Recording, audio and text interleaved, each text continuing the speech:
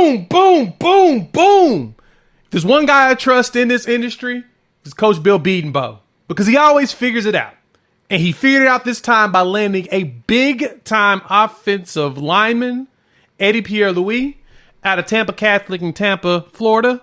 And yeah, it feels like the Sooners on the offensive line is going to figure things out. It's been a rocky couple of days.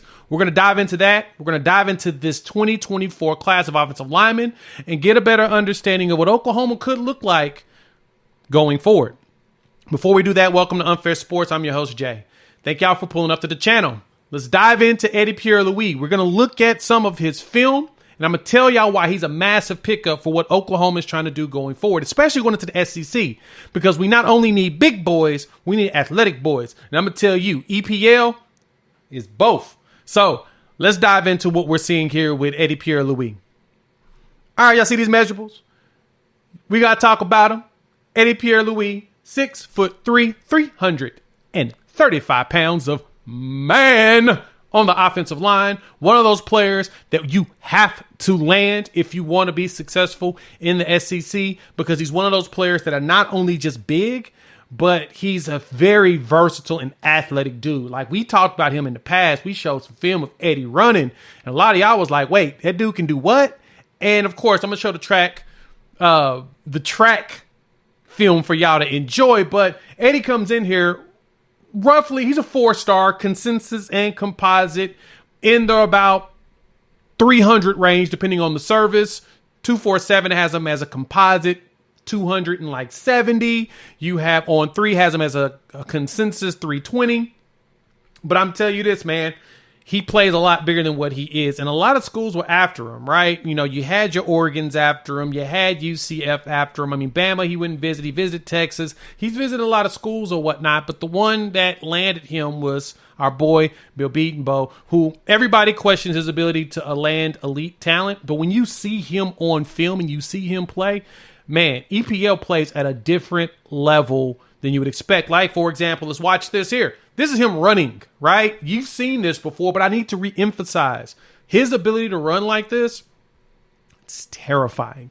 And you should be afraid of someone this big coming after you, because not only was he playing on the interior offensive line, he played a little tackle too in high school, but he also played on the defensive line before. So at 6'3", 335, it's a big man that's booking it. And so watching the film on him, the things I like about him is his just ability to move.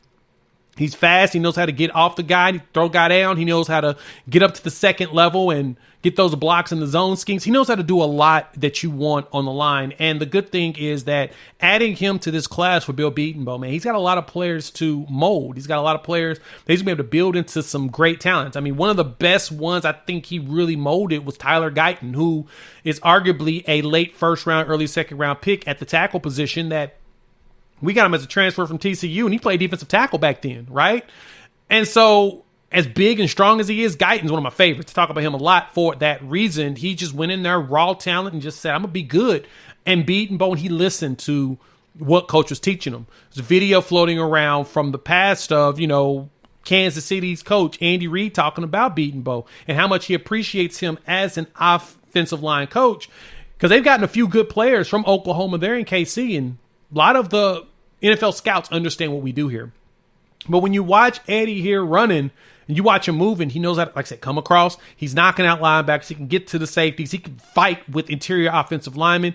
And honestly, if he plays at the high level he does now in college, he could potentially step in, man, and get some reps early. And so you add him to a class of offensive linemen here at Oklahoma that we're bringing in, like, you got 4-star Eugene Brooks, which is right around the same spot as him, in about the 280 to 300 range. I mean, he's 6'4", 325. You got Isaiah Autry coming in here from Mississippi. He's 6'7", 300 pounds, and he works his butt off.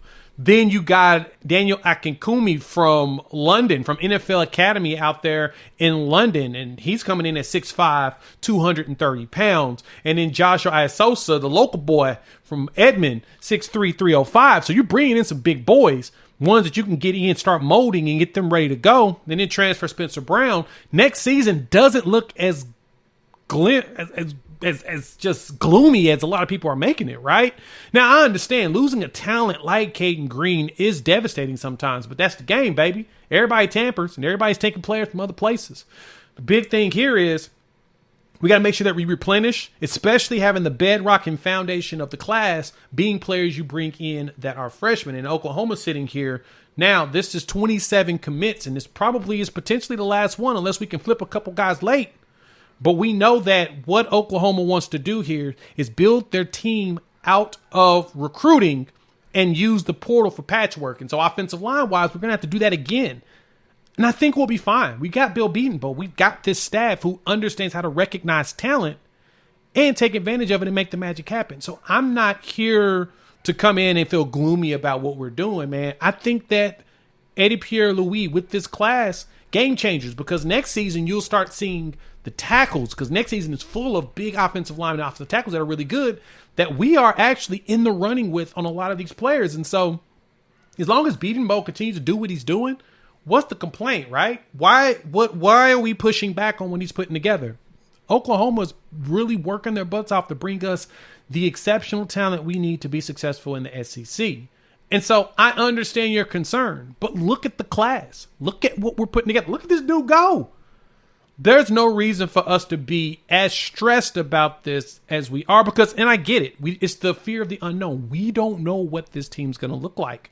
But I'll tell you this, they're going to work their butts off. Our trenches are going to be strong, and we're going to be pushing people around. Something that we have been known to do on a consistent basis, especially with Bill Beatonbow as our coach. So I don't doubt that the development here is going to happen. Oklahoma has been known for doing it, but man, David Stone's close with his boy out there in Florida. And you know that, David Stone, the 5-star, the number 7 player in the country, our top dude in this class. He's big on EPL. And so EPL's going to take Eddie for what he's going to be. And I'm going to be honest, if he goes in here the way that he's playing in high school, there's a good chance he could be fighting for early rotation on that offensive line in the fall. You can see him getting a lot of reps. But hey, I'm just excited at the fact that Bill Beatonbow did what he does best, went in there, snatched this man from the competition because, yeah, we could definitely use some additional players. As you look at the film, saw this man's measurables, hop in the comments, let your boy know what's your thoughts. How y'all feeling about this offensive line win? Do you think Oklahoma is going in the right direction?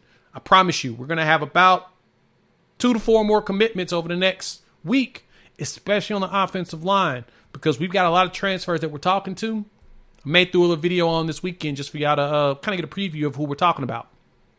If you made it this far, you like the content, hit the like button. If you're new to the channel, subscribe. We'd love for y'all to join this family of college football fans. We're talking a lot of OU football, but we're diving heavily into college football in general, and we are having a good time doing it. So, YouTube says check out one of these videos. I highly recommend it because I made it all for you.